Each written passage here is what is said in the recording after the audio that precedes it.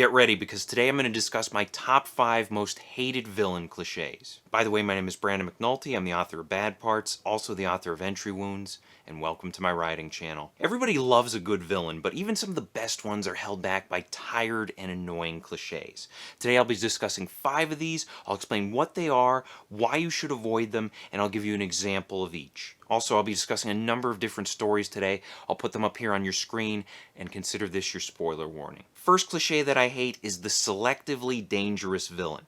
And this one drives me nuts. I've talked about it on the channel before. It's when villains are deadly and unstoppable until they encounter the hero or some other important character. Then all of a sudden our deadly villain gets hesitant and clumsy. They can't fire a gun or swing a sword or even walk in a straight line. And this cliche sucks because it's usually the result of lazy writing. Instead of forcing the heroes to outsmart the villain, the writer forces the villain to act like an idiot. For an example, let's look at Alice in Borderland. And if you're not familiar with it, it's a death game story where people have to compete in a series of dangerous contests in order to survive. Some of the games involve strategy, others involve intelligence, and then there are games that involve physical combat. In Season 2, there's this great action sequence in which a villain known as the King of Spades begins slaughtering people in the streets. The heroes have to defeat him somehow, but for now they're just trying to find cover. Then, at one point, the group gets split up, and a major character falls to the ground.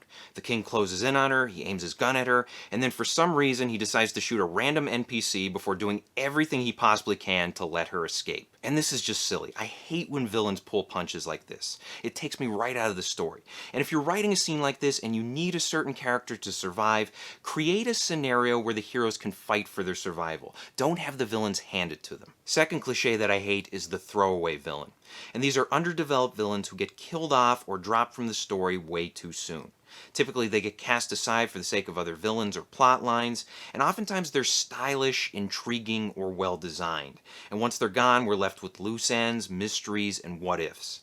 And oftentimes the audience will feel cheated because the villain had so much potential. Darth Maul is probably the most iconic example of this. His design is just incredible. You got the horns, the yellow eyes, the tattoos. You take one look at this guy and you can't wait to learn more about him. Who is he? Where's he from? Why did he join the Sith? The questions just mount and mount, but in episode 1 you don't get any answers. Instead, Maul gets chopped in half, and that's the last you see of him in the prequel trilogy. And yes, I know he appears in other Star Wars stories, but you hate to see a character like this get dropped so soon in the prequels. Third cliche that I hate is the join me proposal. And this is when the villain recognizes that the hero is powerful, and then the villain offers the hero a chance to team up in order to accomplish something. And it's not a terrible idea from the villain's perspective, but the problem I have with it is that the hero almost always declines the offer. It's just simply too predictable. Morally good heroes always refuse because they oppose the villain's methods, and smart heroes refuse because they know the villain will eventually stab them in the back later on. And at best, this cliche might cause the hero to second-guess themselves, but the offer itself doesn't have much impact, and it usually ends up looking ridiculous. For an example of this, let's look at Spider-Man 1. And in the middle of the movie, the Green Goblin captures Spider-Man and takes him to a rooftop before lecturing him on how heroes eventually become hated by the people they serve. The Goblin then offers him the opportunity to team up so they can create, destroy, or rule the city or whatever.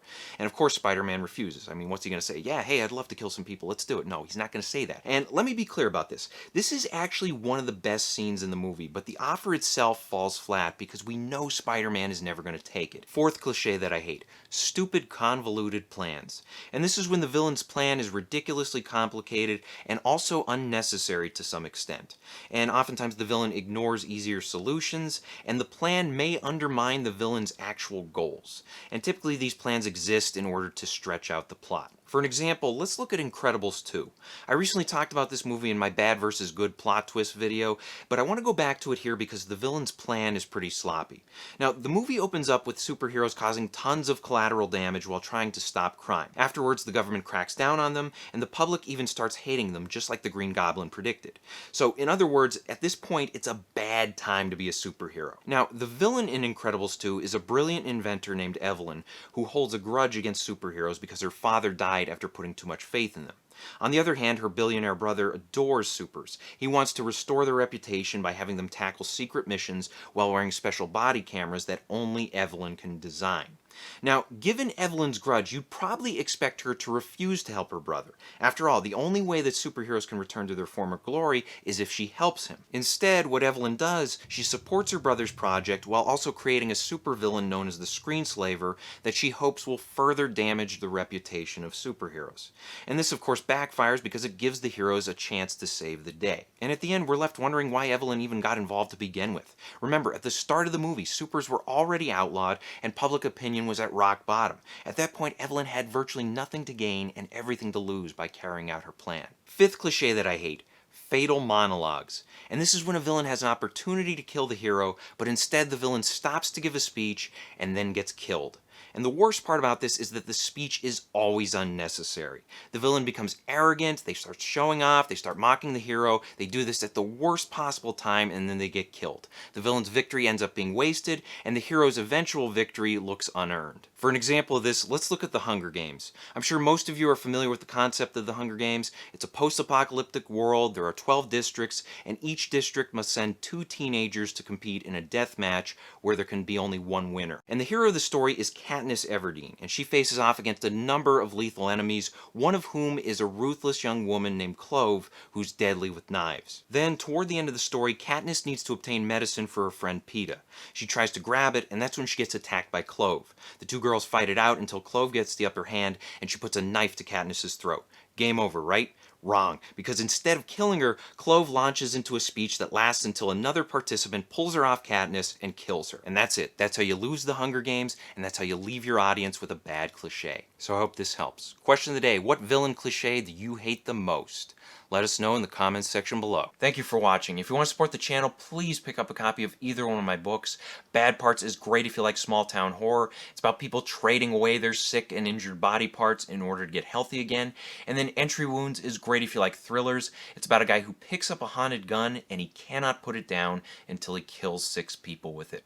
Also, be sure to check out my other videos, like, share, and subscribe. And as always, remember to keep on writing.